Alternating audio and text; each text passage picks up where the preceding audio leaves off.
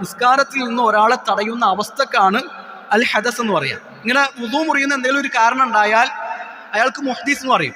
അശുദ്ധിയുള്ള ആള് എന്ന നിലക്ക് അയാൾക്ക് മുഹ്ദിസ് എന്ന് പറയും. അപ്പോൾ ഇവിടെ നമ്മൾ പറയുന്നത് നിസ്കാരം ശരിയാകാനുള്ള നിബന്ധനയാണ് എന്ത്?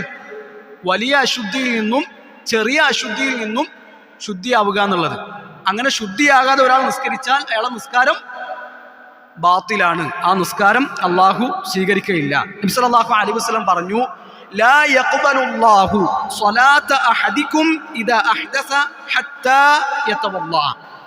ഒരാൾ അശുദ്ധിയായാൽ അയാൾ വുദു ചെയ്യുന്നത് വരെ അയാളുടെ നിസ്കാരം ചെയ്യൂല, അള്ളാഹു സ്വീകരിക്കുകയില്ല എന്നാണ്.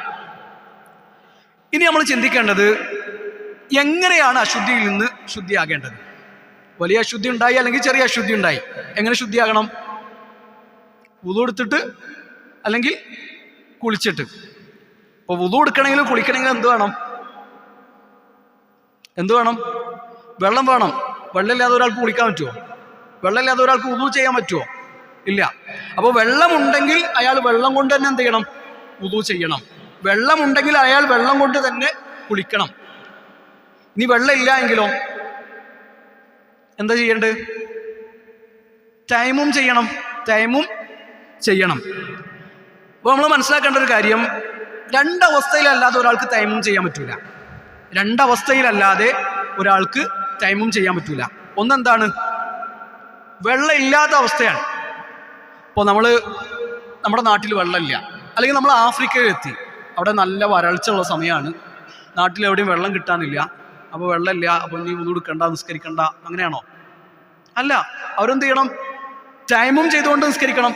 അപ്പോൾ വെള്ളം ഇല്ല എങ്കിൽ തയമ്മും ചെയ്യുക. രണ്ടാമത്തതോ, വെള്ളം ഉപയോഗിക്കാൻ കഴിയാത്ത അവസ്ഥ. ഒരാളുടെ ശരീരം പൊള്ളി, നല്ല മുറിവാണ്, ഇപ്പോൾ കൈയാണ് പൊള്ളിയത്. വുദു ചെയ്യുമ്പോൾ എന്ത് നനയണം? കൈ നനയണം. അല്ലെങ്കിൽ ശരീരം മൊത്തം പൊള്ളി, അയാൾക്ക് വെള്ളം തട്ടിക്കാനേ പറ്റൂല, അയാൾ ജനാപത്തുകാരനായി, അയാൾക്ക് കുളിക്കണം. അപ്പോൾ വെള്ളം ഉപയോഗിക്കാൻ പറ്റുമോ? വെള്ളം ഉപയോഗിക്കാൻ പറ്റൂല. അപ്പോൾ അയാൾ എന്ത് ചെയ്യുക? തയമ്മും ചെയ്യുക. അപ്പോൾ ഈ രണ്ടവസ്ഥയിലാണ് തയമ്മും ചെയ്യേണ്ടത്. ഒന്ന്, വെള്ളമില്ലാത്ത അവസ്ഥ. രണ്ട്, വെള്ളം ഉപയോഗിക്കാൻ കഴിയാത്ത അവസ്ഥ. അപ്പോൾ തയമ്മും കൊണ്ട് വലിയ അശുദ്ധിയും ശുദ്ധിയാകും, ചെറിയ അശുദ്ധിയും ശുദ്ധിയാകും. എങ്ങനെയാണെങ്കിൽ വെള്ളമില്ല എങ്കിലും അതുപോലെ തന്നെ വെള്ളം ഉപയോഗിക്കാൻ കഴിയാത്ത അവസ്ഥയാണെങ്കിൽ.